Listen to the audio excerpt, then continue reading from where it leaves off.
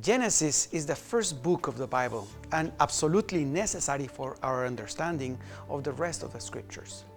Our guest today is Dr. Jacques Doukhan, professor of Hebrew and Old Testament exegesis. So I invite you to take your Bible, a notebook, and join the conversation.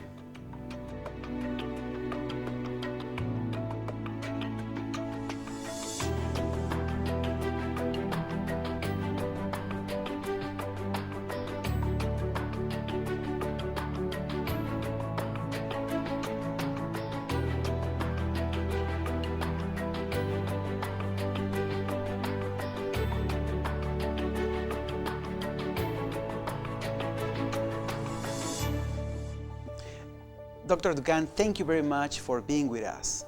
Yeah, the pleasure is mine.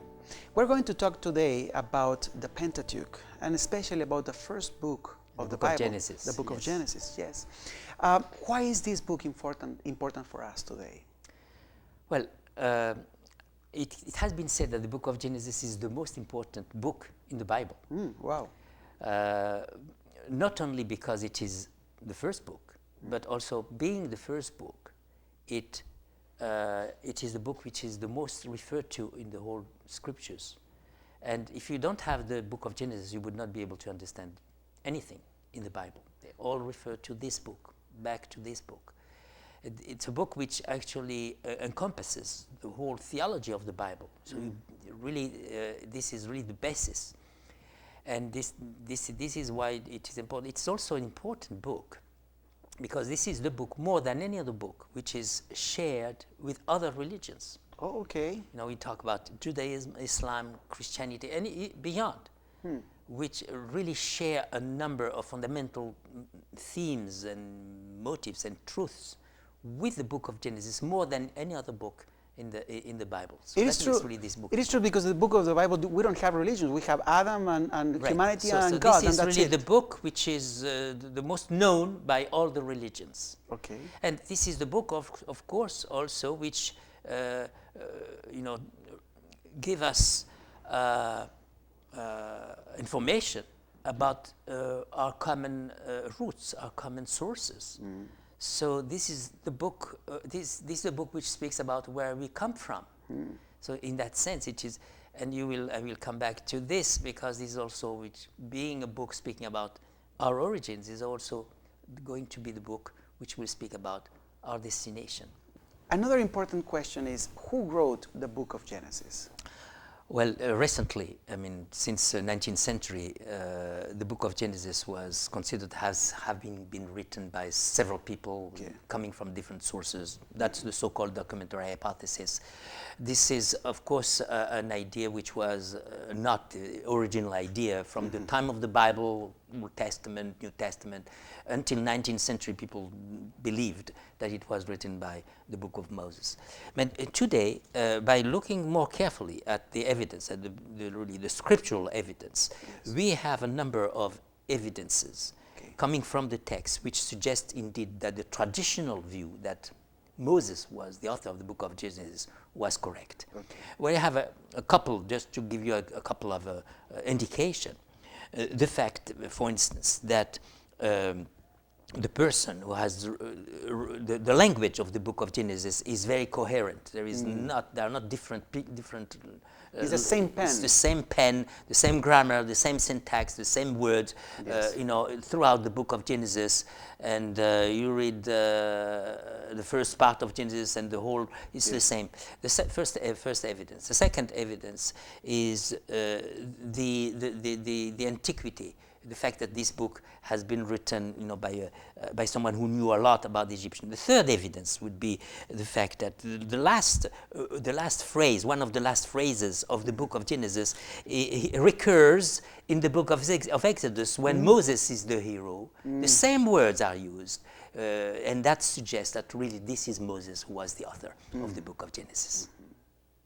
Now, can you tell us a little bit about the structure of the book of Genesis and the message of the book of Genesis? I think the structure is telling us the same thing. There have been a lot of studies on the structure. Some people said, well, this book is divided in two sections, chapter 1 to 11, and then the other sections. This is a bit, there is some truth in that, but at the same time, there there is a problem with that division, because this is a division which is suspicious, because it's a division which suggests that we have one section which is kind of mythological, you know, we call it a primal, you know, we talk about the creation, the flood, Babel, you know, all these events which are you know, events about humanity, you know, universal event. At the same time, they are not a part directly to our history. So we say these are mythological events, you know, primary events, 1 to 11, and then the rest is just historical. But that's not the right, I think it's not the structure which is suggested by the book itself. Okay. The book itself is structured around a word which is repeated in a very regular manner, and that is Toledot, genealogies. And you have, first creation story is a genealogy. And then you have 10 genealogies, 10, you have 5 genealogies in the first section, then 5 genealogies in the second section. And in the middle, you have Genesis 12, and Genesis, which goes until Genesis 22. This is the central. And the central part, the central section, you have no genealogy. So you have 5 before, 5 after, and you have the central section, which is framed with these 2 words which occurred in 2 places. Lech lecha, go. Yeah. And you have the story about, you know, the whole story about Abraham. Now, having said that, so that's a part of the structure.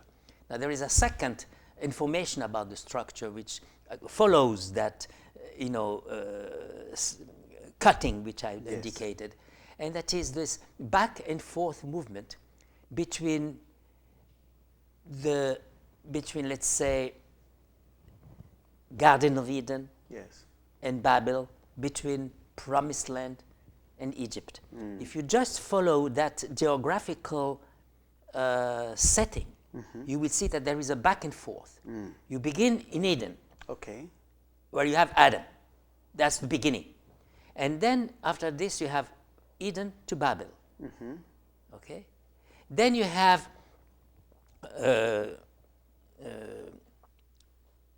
after Babel, you have from Babel to the Promised Land. Okay. And then you have from the Promised Land to Egypt. Yes. And then at the very end, you have beyond, you know, they are in Egypt, the prospect of the Promised Land, but in connection to Eden. Yes. So you go back to the beginning. So you have a back and forth like this between Babel, between Eden and Babel, and then between the Promised Land. Babel and to the Promised Land, and to the Promised Land to Egypt. So back and forth, Babel, Promised Land, Egypt. So you have this, you know, back and forth movement between the exile and the place where you are supposed to be, where you want to be, where you have been. And that's the book of Genesis. It's very interesting. So you have mentioned that the structure then has, we can approach it through, from the perspective of the Toledot, these generations, or these genealogies, yes. And therefore we have 5 genealogies before, 5 in the end, and in the center, the story of Abraham. No genealogy, because Abraham has no genealogy. Oh, interestingly. In this whole section, you have Abraham by himself, Lech Lecha. When he is asked to leave his roots, his parents, his country, right? And then at the end, when he's asked to leave, to sacrifice his son, his future. So here is Abraham, who is suspended in the void, right? He has to leave his roots, and then at the end he has to leave his future. He has no past, no future, completely suspended, hanging in the void. That's the figure of faith. So you would say that Abraham, then being in the center and being this special location, the story about him is part of the central message of Genesis as well. Right. Yes. Now, the covenant with Abraham. Yes, which will be basic for the next. Which is the whole, for the future. For the future. For the other books. Yes, for all the other books. Correct. Right. Now, Another question that I have is that you have mentioned that people have made a difference between the first 11 chapters and the rest, 12 to 50. Right.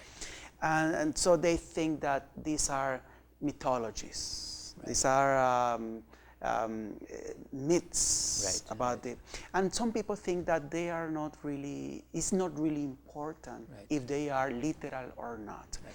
Is it important that we understand the first 11 chapters of Genesis as literal? Right.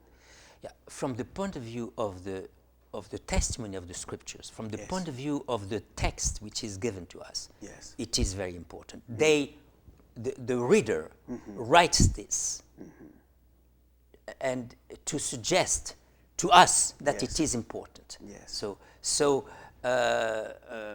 one evidence to that is the fact that while this interpretation of mythological interpretation is making a distinction between the mythological and the historical, the author of Genesis makes a connection between these two sections, precisely through the genealogies. Creation is a genealogy.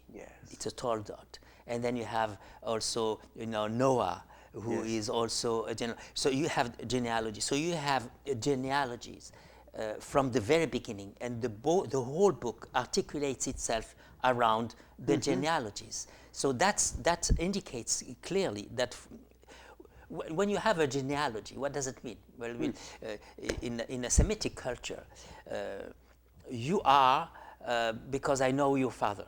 I say, who are you? Then you say, my father is. If you have no father and mother, you don't exist. You have no history. So the genealogy is a way of establishing history.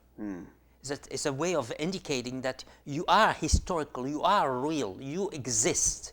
Right? So the fact that you have a genealogy with Abraham, Isaac, Jacob, and so forth, and then before with creation, it connects all these events of patriarchal history to the so-called primary history. It's the same kind of history, the same quality of history. They are all, related to that particular, Toledot genealogy. Very good. History. So it means then that if the other genealogies are literal, actual events, the first one have to be as well literal, and there is events. also something else. When you talk about mythological, what does it mean, a myth? Well, a myth, it's an event which could have taken place or not have taken place. That's not very important, right? That's the way it is seen. So it's not very important. What is happening is in Greek and classic literature, I think this whole issue we are talking about generates from studies in classical literature. What is happening in classical literature, in Greek literature and so forth, is that the philosopher, say Plato, he has an idea, he has a philosophy, and he wants to illustrate that idea.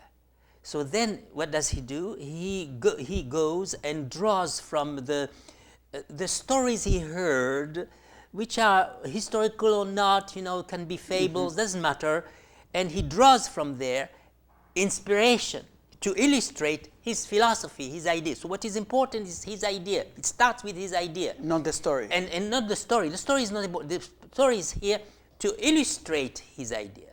So it's not very important. What is important is his idea. It's not the way the Hebrew scriptures have been shaped. It's not the way they are thinking. Actually, you begin with the history, with the historical event. And because you have a historical event, it is meaningful. The meaning comes out of history, and it's not something which precedes history. It took place. Therefore, it is meaningful. Right? So that's really the big, I think, the big misunderstanding, big confusion we have. I think that's a very important idea. So if you don't have history, there is no meaning. This is why it is important. History is important. Now, Dr. Doukhan, there are other creation myths that have been preserved until our days. What is the relationship between Genesis and these other creation myths?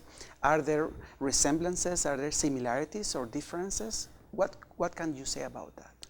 Well, we can say that we have to recognize that there are some parallels, but what does it mean? What is the function of these parallels? Why do we have these parallels? First of all, we need to understand that there are also differences. The most important difference is that the intention of these stories we have outside of the Bible.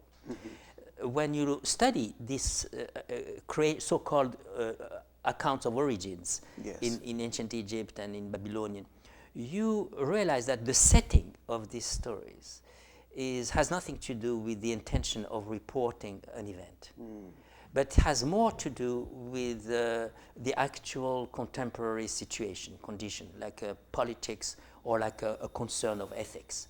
And so when they speak about origins, it's a reference to origin which they use and apply to their particular situation. Whereas in the context of the Bible, you begin with that particular event, right? You're not referring to it because you are in a particular situation. You refer to it because it happened. You start then with the intention of reporting a historical event, all right? And this is why it is called a genealogy, a toledot, right? This is really the first intention, to report the event. And so when we have some parallels, the parallels, let's say allusions or evocations to the other traditions, we have this parallel, so-called parallel or allusions to them, they are intentional to say that the creation of the Bible has nothing to do with them. While the others are involving the gods, right? In Genesis 1, you have no gods involved except that the God who created. Okay. Whereas one example, for instance, is while in the other accounts you have the gods of the sun god or the moon god who is involved, who has been created but still involved in the production of creation. In this story of Genesis 1, this so-called God, Shemesh and Yareach, those have no name. Instead of talking about the sun and the moon, they talk about the bigger light and the small light. Yes. So they are just instruments, right? The same with the fish. In the ancient Near Eastern culture, water was a god, and the fish out of water was the god who actually created the fish. The fish, the big fish, the dragon. He created, he's the creator. Now, suddenly we have the same word, big fish, which is used, but in connection with creation. It's interesting that the word bara is used only when you create men, when you create heaven and earth in the beginning, when you create humans, and when you create fish. Why the fish? Because the fish, in their imagination, is the creator, is God. No, he says, no, it's created. It's a small fry. That's all it is. So the Genesis, the Genesis is a polemic against. It's a polemic against. So it defines itself as something which the others are not. We are not like that. But at the same time, they are producing something completely unique, which is not found elsewhere, right? And that is the regular, beautiful, symmetric creation of heaven and earth. They are telling us that God created heaven and earth, and they are telling us also about, the story about this creation, right? So it is very important that we realize what they are saying here. We are not just talking about the message of God who created. We are talking about also the message that God created. The message of this event of creation. Very interesting. Now, some people think that the book of Genesis is the result of a long process, which there were probably 4 documents that were finally included into one document by an editor or a process. How do we relate to this documentary hypothesis? Can you explain a little bit that, and how do we relate to that? This is precisely what we call this, these theories of several layers or several sources which actually made up, one after the other, produce, the Pentateuch or in the book of Genesis. This is what we call, documentary hypothesis. It's a hypothesis, which is, by the way, no longer recognized a knowledge today by even critical scholars. Although they sometimes, flirt with it. I mean, they always refer to it. They cannot leave it still. They cannot, but still today, for people who are really at the edge of biblical scholarship, they're recognized for all kinds of evidence. Biblical, archaeological, literary, linguistic.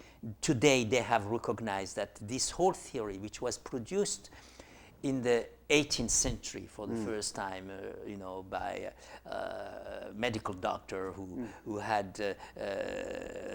was reading the scriptures and read Genesis 1 and 2 and realized that we had two names of God and we had two different perspectives. First one in Genesis 1, you had, the great God Elohim, in the creation of the whole universe, and humans became just a little dust. They have a little dot. And in the second creation story, suddenly we have a new name of God. It's no longer just Elohim. We have Yahweh, Elohim Yahweh. So it is systematic, right? In the first one you have just Elohim. In the second one you have Elohim Yahweh. So different name and different perspective. While in the first creation story you have great God, transcendent God, and the God of the universe. In the second creation story you have a focus. So he thought that these were two different sources, two different, and then later on two different traditions, two different schools. This is the way you had that, this documentary hypothesis. So two different authors, certainly. But now we have understood, by the way, that. These are parallels. These two texts are parallels. Actually, it was written by the same person who was actually talking about two different perspectives which complement each other. And we have learned to discover that in biblical literature and in also outside of the Bible, ancient literature, this way of speaking, the general and the particular, the universal and really the more focused. So, and they complement each other, and people have recognized that. So this is why, the documentary hypothesis had, they realized that was not really satisfactory. Another reason why it was not also satisfactory is the fact that when they indicated we have two different sources, like to speak from the beginning of the history of that documentary, two different sources, and two different, when you have this particular source, we have this name Elohim. When we have this other particulars, we have this name Yahweh. And these are two different sources, these two different mentalities. One is more primitive, and the other one is more advanced. You see, and then it tells you that we come from the most primitive to the more advanced. Again, indicating, the way they were thinking, these interpreters, saying that we come from the most primitive and it evolves to the more advanced. And this has affected that documentary hypothesis. Now we have realized that, for instance, you have the name Elohim in this text, you have the name Yahweh in that, they are the same. So they're not different. Right? And sometimes you have Elohim, a text with Elohim, another text with the same name Elohim, and they are different. So that's one of the examples, but there are many other evidences which actually had, told us that, this whole idea of the documentary hypothesis doesn't work. It's not right. Now, we have 2 minutes and a half, and would you summarize for us what is the message, the central message of Genesis, and probably how it relates to the Pentateuch as a whole? All right. When you try to understand the so-called theology, the message of the book of Genesis, in order to capture, the most important idea, you need to look at what are the words which are repeated all the time. What are the key words? Which are, let's say that the first important key word, which I have already indicated, is the word toledot, which is history. So the first idea is that we are talking about history. But not just history, is that God is behind that history. God is controlling that history. God has created, the creator, the one who created, is also present in our history. And when we say he's present in history, that means that he has not only the first word, he has also the last word. And sometimes he turns the events into his will. Okay? The story of Joseph, you know, where you see Joseph, who has been, sent to Egypt, it as has a slave, been yes. enslaved and so forth, and then at the end he's suggesting actually the whole theology of history and of his own life, and also the whole theology of the book of Genesis, that God has turned this into good, right? And this is a very important message also for us. While we go sometimes through all kinds of, pains in our life and problems, if you just trust God, just, let him work for you.